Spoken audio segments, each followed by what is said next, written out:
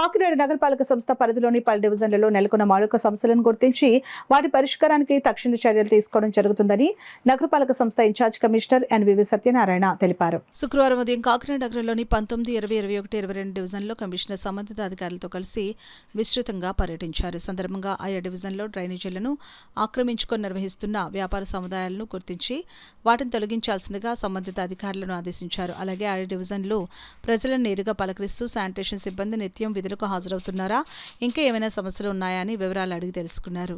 ఒక డివిజన్లో త్రాగునీటి సాంద్రత పరీక్షను పరిశీలించి సంతృప్తిని వ్యక్తం చేశారు. పరదేశంపేటలోని చెరువును, సమీపంలోని పార్కులను కూడా ఇన్ఛార్జ్ కమిషనర్ పరిశీలించారు. ఈ సందర్భంగా ఆయా డివిజన్లకు చెందిన స్థానిక నాయకులు తమ ప్రాంతాల్లో ఉన్న సమస్యలను కమిషనర్ దృష్టికి తీసుకుని వచ్చారు. ఈ సందర్భంగా ఇన్ఛార్జ్ కమిషనర్ ఎంవివి సత్యనారాయణ మాట్లాడుతూ నగరంలోని పలు డివిజన్లు విస్తృతంగా పర్యటించి ప్రజల సమస్యలను ప్రత్యక్షంగా గుర్తించడం జరిగిందని అన్నారు. ప్రజలు, స్థానిక నాయకులు తమ దృష్టికి తీసుకుని వచ్చిన సమస్యలను దశల వారీగా పరిష్కరించేందుకు చర్యలు తీసుకుంటామని స్పష్టం చేశారు. చెరువు చుట్టూ ఉన్న పార్కుల అభివృద్ధికి కూడా కృషి చేస్తామని తెలిపారు. వాటర్ ట్యాంక్ సమీపంలోని పార్కును ఆకతాయిలు, పందిబాబులు అడ్డాగా మార్చుకున్నారని స్థానికులు ఫిర్యాదు చేయగా పోలీసు శాఖతో సమన్వయం చేసుకుని కఠిన చర్యలు తీసుకుంటున్నామని కమిషనర్ హామీ ఇచ్చారు. పార్కుల అభివృద్ధిలో వాకర్లు, స్థానికులు కూడా సహకరించాల్సిన అవసరం ఎంతైనా ఉందని అన్నారు. ఈ కార్యక్రమంలో health officer doctor Prithvicharan, DE Adinarayana, water works DE Lakshminarayana, sanitation ఇన్స్పెక్టర్లు ధర్మాజీ తదితర అధికారులు ఉన్నారు. రోడ్డు మీదగా హాఫ్ ఆఫ్ ది రోడ్డు ఆక్రమించేసి ఒక బడ్డీ పెట్టుకున్నారు. వాళ్ళని జీవనాధారం అంటున్నారు. బట్ ఏంటంటే జీవనాధారమైన హాఫ్ ఆఫ్ ది రోడ్ అనేది ఇట్స్ అబ్జెక్షనబుల్. దాన్ని కొంచెం రివైజ్ చేసి కొంచెం వెనక్కి పెట్టమని చెప్పాం. We are agreed. So the incharge has to do that things with consultation of the our municipal planning officers.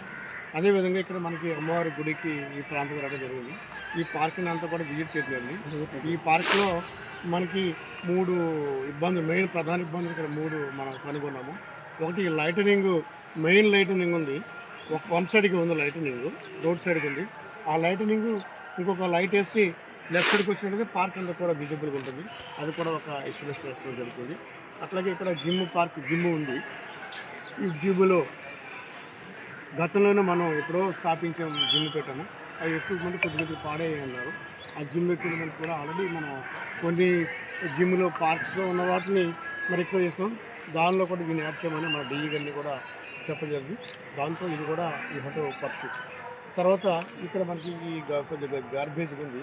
మన డిఈ గారు చెప్పి క్లీనింగ్ చేసే విధంగా మనం ఏర్పాటు చేస్తుంది.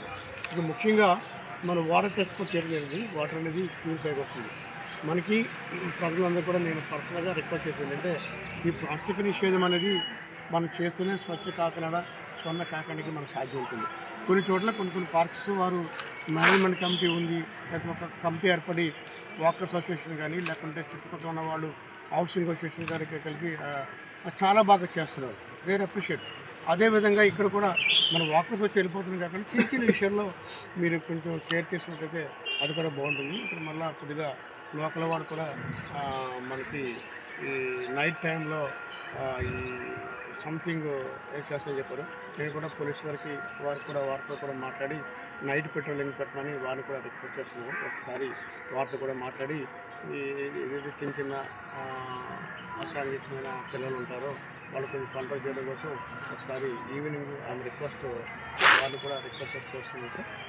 వీరి ద్వారా ఇక్కడ రిక్వెస్ట్ ఇచ్చేటప్పుడు ఒకసారి 6 o'clock ఈవినింగ్ 6 then 7 కానీ ఒకసారి వచ్చి నైట్ పెట్రోలింగ్ ఒకసారి చేసినప్పుడు వాళ్ళు కూడా కొద్దిగా మూమెంట్ వచ్చి ఇట్లాగా పార్క్ పడకుండా ఉంటారని వారికి కూడా నేను రిక్వెస్ట్ చేసేసి, దేనికి ఏంటంటే ప్రజలు కూడా మనం ఈ తడి చెత్త, పొడి చెత్త డోర్ టు డోర్ వస్తున్నప్పుడు రెండు కూడా సాగరికం చేసి ఇవ్వాలి. ఇది ప్రాధాన్యత అంశంగా భావించాలి. ముఖ్యంగా కొన్ని ప్రాంతాలు స్లమ్ ఏరియాస్ ఉన్నాయి. అక్కడ కూడా ఇక్కడ మనం వచ్చేప్పుడు ప్లాస్టిక్ రోడ్డు పైన వేసేసి అట్లాగా ఉంది. ఆ ప్లాస్టిక్ రోడ్డు మీద వేసేయడం వల్ల మనం ఎంత కంట్రోల్ చేసినా కూడా ఇబ్బంది అవుతుంది.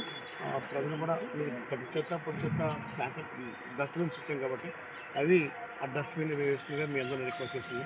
తద్వారా మనం ప్రజల సహకారంతో మనం ప్రజల యొక్క ముందు చూపుతూ మనం ఈ కాకినాడలో కొంచెం క్లీన్గా చేయడానికి అవకాశం ఉండదు.